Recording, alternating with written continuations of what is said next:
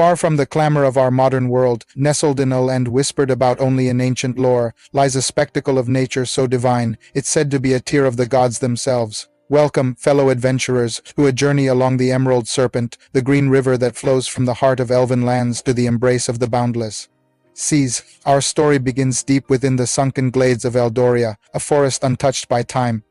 Here, ancient trees with silver bark and leaves of gold form a canopy so dense that sunlight dapples the forest floor in shifting mosaics. It's from the roots of the eldest of these trees, the colossal whisperwood, that the river is born. The elves, the graceful and wise guardians of this realm, believe that the river's source is a direct blessing from Erthos, the god of life and growth.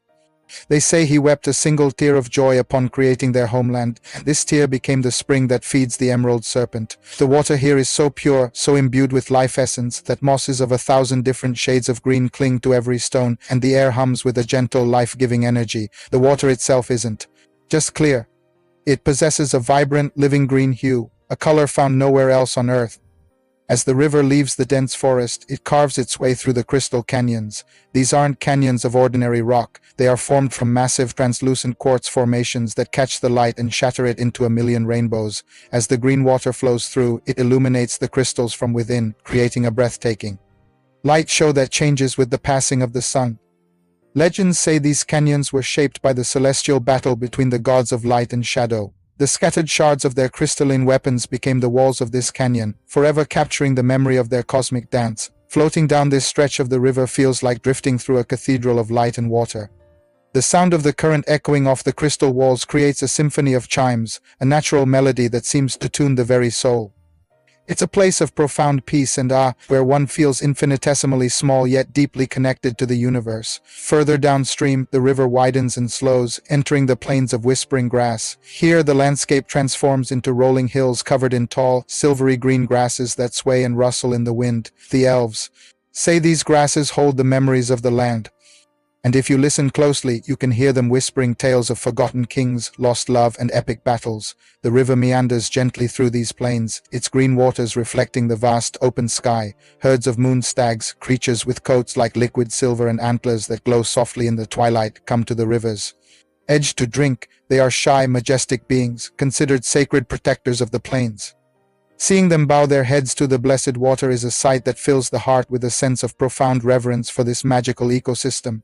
This part of the journey is meditative, a time for reflection as the river carries you softly through a landscape painted with the softest colors of the divine artist's palette. The next stage of our journey takes us into a realm of pure enchantment, the glimmering marshes. The river splinters here into a labyrinth of shallow waterways, weaving through islands dotted with glowing flora. Bioluminescent fungi cast an ethereal blue and green light, turning the entire marsh into a starfield on water. Flowers bloom here that open only at night, their petals releasing shimmering pollen that drifts through the air like fairy dust. The elves believe this is where the veil between our world and the spirit world is thinnest. Fae folk, mischievous sprites, and gentle water nymphs are said to dwell among the glowing reeds, their laughter and songs sometimes carried on the night breeze. Navigating this maze by skiff under the twin moons of their world is an unforgettable experience. The water mirrors the glowing spectacle above and around, making it impossible to tell where the river ends and the sky begins. It's a place that feels alive with unseen magic, a dreamscape brought to vivid, glowing life.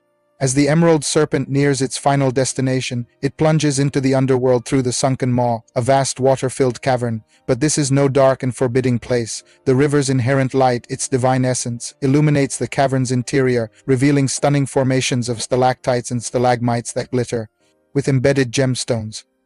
This subterranean world is a silent, holy place. The only sound is the gentle, steady flow of the river as it moves deeper into the earth. Elven myths speak of this as a place of passage, where souls come to be cleansed by the sacred waters before moving on to the next life. The walls are covered in ancient glyphs carved by the first elves, telling the complete cosmology of their world, the story of its creation, its gods, and its destiny. It's a library of the divine, written in stone and water, preserved in the quiet heart of the world. Drifting through this silent, illuminated darkness feels like a journey through time itself, connecting you to the very foundation of this enchanted land. Finally, after its long and wondrous journey, the Emerald Serpent emerges from the earth and pours into the cerulean sea. But it doesn't simply merge and disappear. The blessed green water, being of a different essence, flows out into the ocean, creating a vast swirling plume of vibrant emerald within the deep blue. From the cliffs above, it looks as though the land is reaching out to embrace the sea, a final beautiful act of connection. The elves see this as the ultimate union, the blessing of the land god Erthos meeting the embrace of Thalassa, the goddess of the sea. They believe that this mingling of divine energies is what maintains the balance and harmony of their entire world.